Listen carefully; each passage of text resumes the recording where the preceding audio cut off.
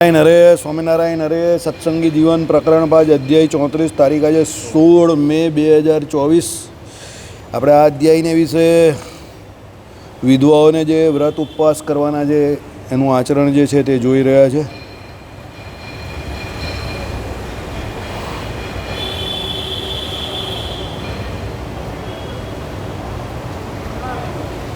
જે વિધવા મૃત પતિનું જ સતત ચિંતન કરતી થકી પૂર્વોક્ત વિધવા ધર્મોને પાળે તે મરતા સ્વધર્મ પરથી પતિને ઇતર લોકમાં રહેલાને પણ સતીલોકમાં સાથે લઈ જઈને ત્યાં ભરતા સાથે પરમ સુખને પામે છે. એટલે ઉપર જે કયા એ નિયમોનું પાલન જે વિધવા કરે, શું થયું તે વિધવા એમ કહે કે શું છે, પોતાના મૃત પતિનું સતત ચિંતન કરતી. એટલે એમાં એવું છે કે બીજા કોઈને તો પતિ ભાવે નહીં હોય, એટલે પોતાના મૃત પતિનું સતત એ ચિંતન કરે અને એ થકી એમ કહી કે શું છે, પોતાના ધર્મોમાં રહી તો સ્વધર્મ બળથી, એટલે પોતાનો જે સ્વધર્મ હોય એના બળને કારણે એનો પતિ કોઈ બીજા લોકમાં ગયો હોય, ઇતર લોકમાં રહેલા પતિને પણ સતી લોકમાં લઈ જાય.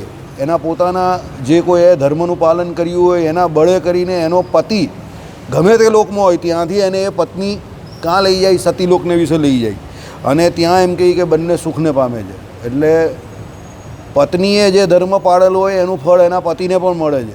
આનાથી શીખવાનું શું મળે છે કે જે ગૃહસ્થાશ્રમી પતિઓ છે એની પત્નીઓ જે કોઈ ધર્મનું પાલન કરવા માંગતી હોય તો એમાં એને મદદરૂપ થવું, એનાથી તમને જ ફાયદો છે. બરાબર, એ કંઈ કહેતી હોય કે મારે આ વ્રત કરવું જ ને મારે આ કરવું છે તો એમાં એને રોકવી નહીં. જે કંઈ વ્રત એ કરશે એનાથી તમને ફાયદો છે ગૃહસ્થને. અમારી પાછળ તો કોઈ કરવાવાળું છે નહીં, પણ તમારી પાછળ કોઈ કરવાવાળું છે તો કરવા દેવું એમ. ભાઈ તમે કહો કે આ કેમ કરે જ ને પેલું કેમ કરે જ ને એવું બધું નહીં, એ તમને પણ ફાયદાકારક છે, સમજો. હે દ્વિજ, જે વિધવા તો સકળ લોક સ્વામી શ્રી કૃષ્ણને જ પોતાનો અસાધારણ પતિપણે ભાવના કરવાપૂર્વક નિજ ધર્મ માર્ગમાં અસ્ખલિત વર્તી થકી તે જ સર્વેશ્વરને સર્વભાવથી સદા ભજે, તે જ શ્રી કૃષ્ણના પરમપદ મુક્ત પ્રાપ્યને પામે છે. જો પતિભાવથી સ્વધર્મનું પાલન કરે તો એ પતિને લઈને સતીલોકમાં જાય, પણ ભગવાન શ્રી કૃષ્ણને પોતાના પતિ માનીને સ્વધર્મનું પાલન કરે, વિધવા ધર્મનું પાલન કરે તો ભગવાનના ધામમાં જાય, મુક્ત થઈ જાય.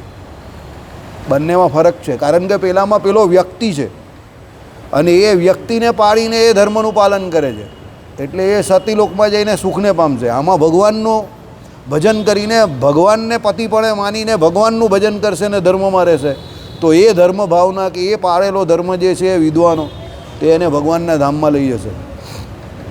એટલે આપણે ત્યાં શું છે, સનાતન સંસ્કૃતિ એની આ બ્યુટી છે, બહુ જોરદાર.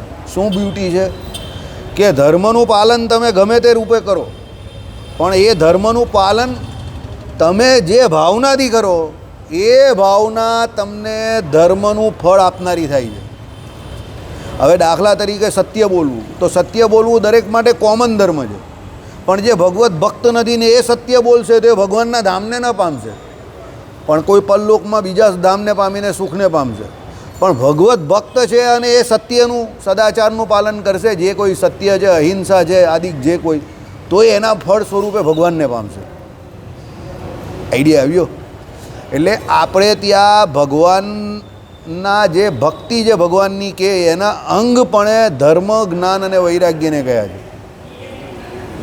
મુખ્ય ભક્તિ છે અને એ ભક્તિ જે છે તે કોની છે તો ભગવાનની છે, એટલે મુખ્ય ભગવાન છે અને એ ભગવાન જોડે ડાયરેક્ટલી એ ભક્તિ જોડાયેલી છે, સમજો તમારી. એટલા માટે એ ભક્તિના પરિપાલન પોષણ રૂપ જે કોઈ જરૂરિયાત છે એ રૂપે તમારે અંગપણે સ્વધર્મનું પાલન કરવાનું છે. આત્મા પરમાત્મા સંબંધી જ્ઞાન જે છે એ સત્શાસ્ત્ર પ્રતિપાદ્ય એ સિદ્ધ કરવાનું છે અને એના દ્વારા તમને જે વૈરાગ્ય જગત પ્રત્યે થાય એ તમને શું કરવામાં મદદ કરશે તો ભગવાનની અસ્ખલિતપણે ભક્તિ કરવામાં મદદરૂપ થશે. અને એ ભક્તિ જે તમે ભગવાન જોડે જોડાયેલા છો તો તમે જેની જોડે જોડાયેલા છો એને તમે પામશો. એટલે તમે ભગવાન જોડે જોડાશો તો ભગવાનને પામશો. એટલે આપણે ત્યાં કોઈ પણ કર્મ જે છે તે બધા કર્મો ભગવાનને અર્પણ કરીને ભગવાનનું ભજન કર્યા કરવું. હરી ઈચ્છાથી જે કંઈ થાય ને થવા દેવાનું, બહુ ચિંતા નહીં કરવાની. બહુ મોટા પ્લાન ઘડવાની કંઈ જરૂર નથી. મોટા મોટાના ભલભલાના પ્લાન બધા ફેલ થઈ જાય છે. ભગવાન જેમ રાખે એમાં રાજી રહેવાનું અને આગળના પ્લાન બધા ભગવાન જ બતાવે તમને, એ પ્રમાણે જીવ્યા કરવાનું મોજથી. બરાબર, ચાલો. ઇતિ શ્રી સત્સંગી જીવને પંચમ પ્રકરણે ધર્મ ઉપદેશે સ્ત્રી ધર્મેશુ વિદ્વાનામ વ્રત વિશેષ વિધિ નિરૂપણનામાં ચતુસ્ત્રીસો અધ્યાય એટલે 34મો અધ્યાય પૂરો થયો.